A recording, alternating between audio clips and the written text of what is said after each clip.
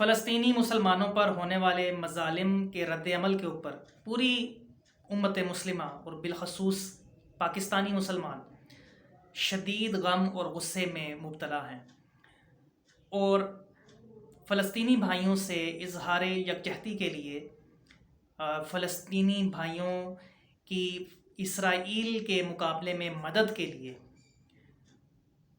اپنے دائرہ کار میں رہتے ہوئے اسرائیلی مصنوعات کا بائیکاٹ کر کے، سوشل میڈیا پہ اسرائیلی مظالم کو اجاگر کر کے، سڑکوں پر جو ہے وہ فلسطینی عوام کے حق میں اور اسرائیل مخالف نعرے لگاتے ہوئے پاکستانی مسلمان جو ہیں وہ اپنے جذبات کا اظہار کر رہے ہیں، اور یہ بہت اچھی بات ہے۔ اس سے فلسطین کے جو مسلمان ہیں اور جو فلسطین کا کاز ہے اس کو تقویت مل رہی ہے، لیکن اس میں جو بڑا مقصد ہے وہ پورا نہیں ہو سکتا ہے۔ بڑا مقصد جو ہے وہ یہ ہے کہ فلسطینی مسلمانوں کی مکمل فتح اور اسرائیلی قبضے سے بیت المقدس کو آزاد کروانا۔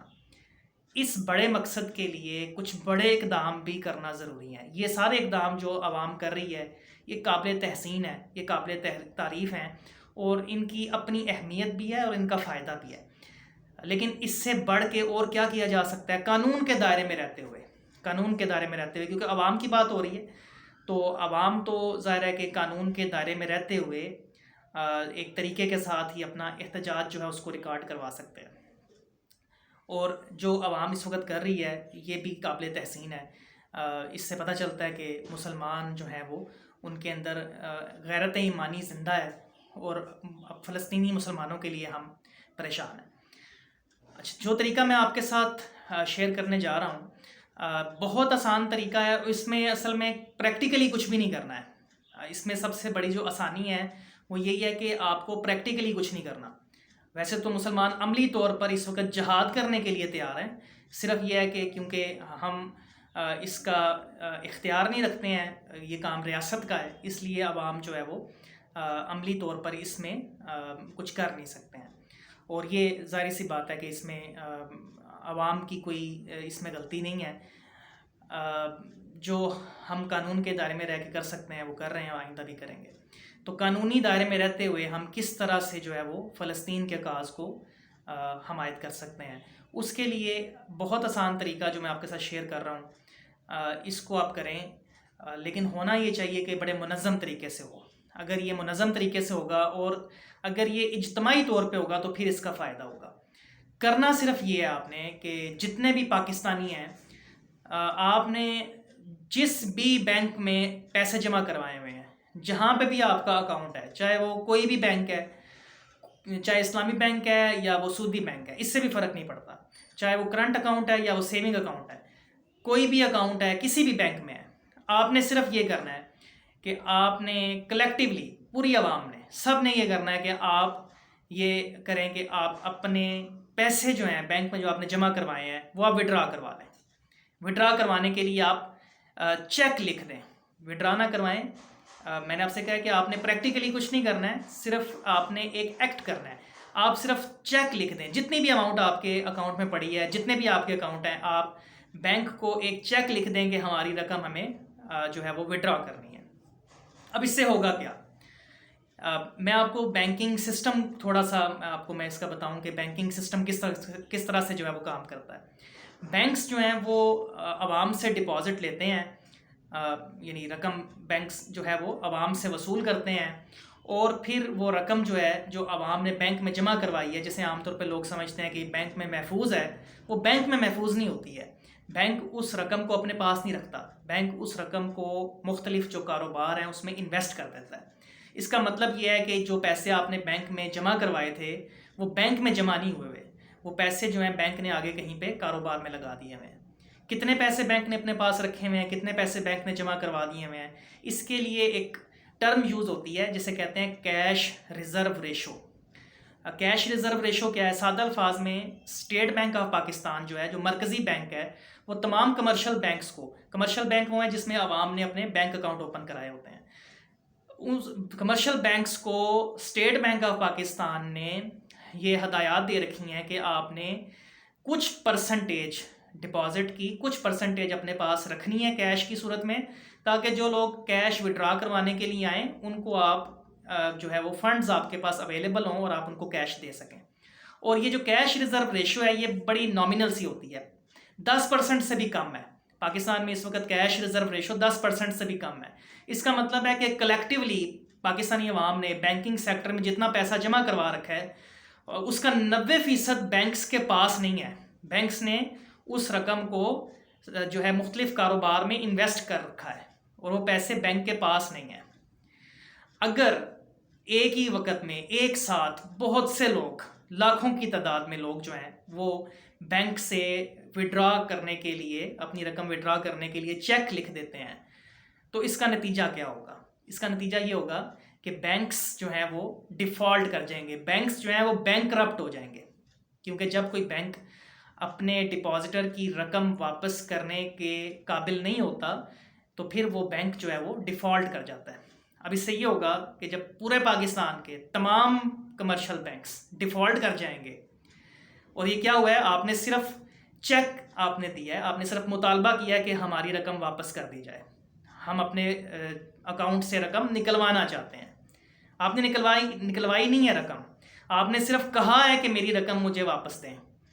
اس سے یہ ہوگا کہ پورے کا پورا بینکنگ سیکٹر جو ہے وہ بیٹھ جائے گا اور پورے کا پورا بینکنگ سسٹم کولیپس کر جائے گا۔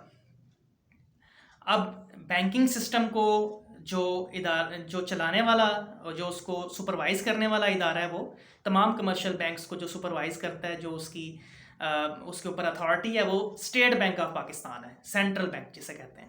اب یہ اسٹیٹ بینک آف پاکستان جو ہے یہ ریپریزنٹ کرتا ہے حکومت پاکستان کو، ریاست پاکستان کو، اور ہمارا مطالبہ ریاست پاکستان سے، حکومت پاکستان سے اور افواج پاکستان سے ہی ہے کہ اس وقت فلسطین کے اوپر جو مظالم ڈھائے جا رہے ہیں اس کے اوپر پاکستان کی ریاست، پاکستان کی حکومتیں اور پاکستان کی جو افواج ہیں ان کا وہ رد عمل نہیں سامنے آیا جو کہ آنا چاہیے۔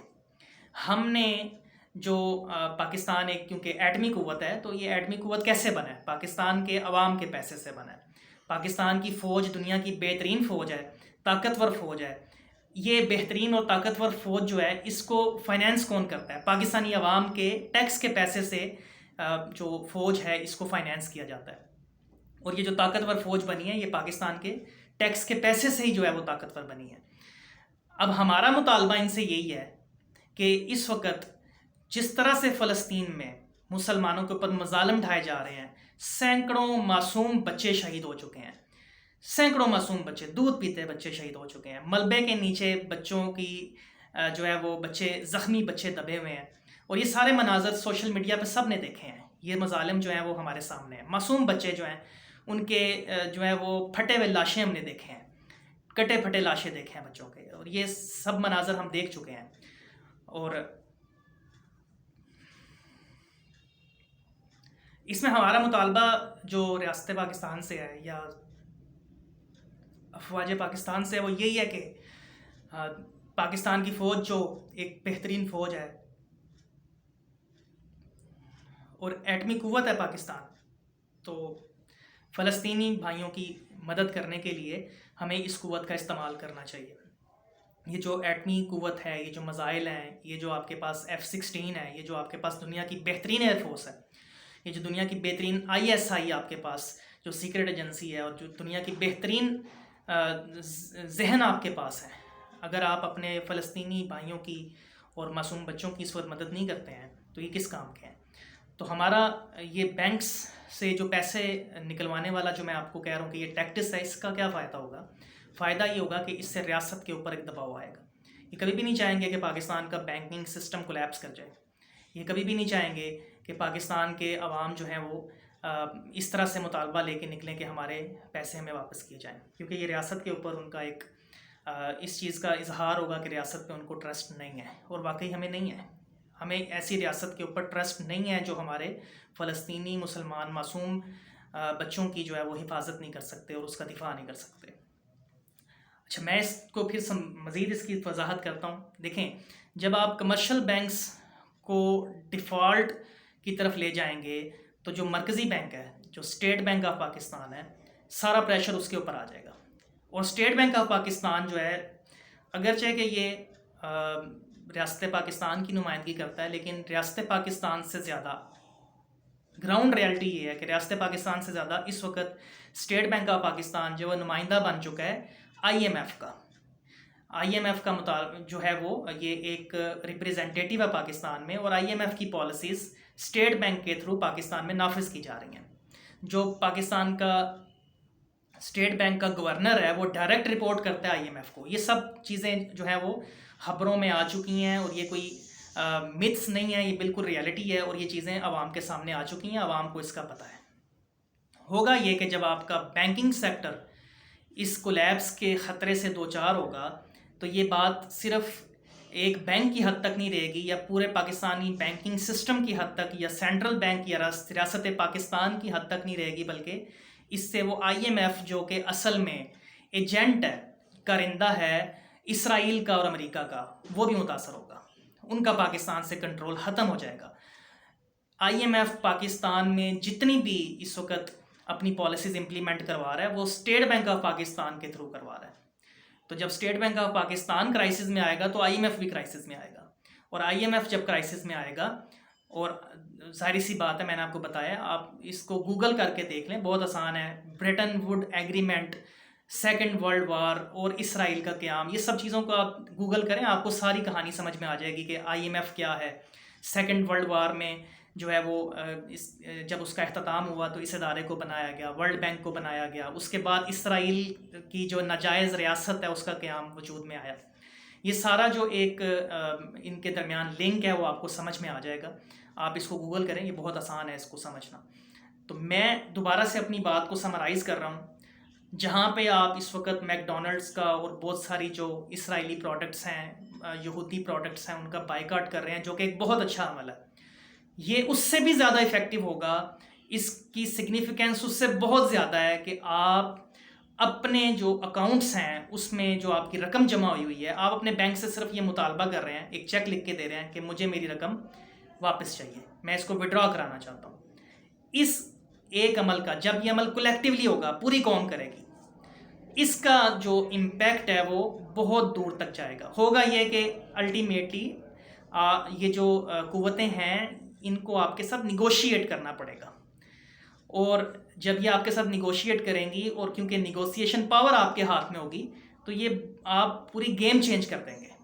تو آپ میں سے ہر فرد جو ہے وہ گیم چینجر ہے. اگر آپ اپنی جو قوت کو پہچانیں، اسرائیل اور یہودی جو ہیں ان کا جو سب سے بڑا ہتھیار ہے پوری دنیا میں وہ سودی نظام اور بینکاری کا نظام ہے، جس کو یہ ورلڈ بینک اور آئی ایم ایف کے تھرو پوری دنیا میں، اور جو ڈالر اکانومی ہے اس کے تھرو یہ چلا رہے ہیں. یہ چیزیں مشکل نہیں ہیں ان کو سمجھنا، آپ بڑے آسانی سے اس کو سمجھ سکتے ہیں. صرف یہ ہے کہ آپ کو آپ کے دل میں ایمان ہونا چاہیے، کیونکہ دجال جو ہے اس کے ماتھے پر کافر لکھا ہوگا، لیکن نظر اسی کو آئے گا جس کے دل میں ایمان ہوگا. اس دجال کو پہچانیں، اس دجالی نظام کو پہچانیں، اور اس کے خلاف جہاد کا اعلان کریں. انشاءاللہ آپ کے اس عمل سے آپ کے جو مظلوم فلسطینی بھائی ہیں، بہنیں ہیں اور بچے ہیں ان کو انشاءاللہ فائدہ ہوگا، اور آپ کا یہ عمل جو ہے یہ آپ کے لیے جو ہے وہ آخرت کی بھلائی کا اور آخرت کی کامیابی کا باعث بنے گا. بہت شکریہ آپ کا. السلام علیکم.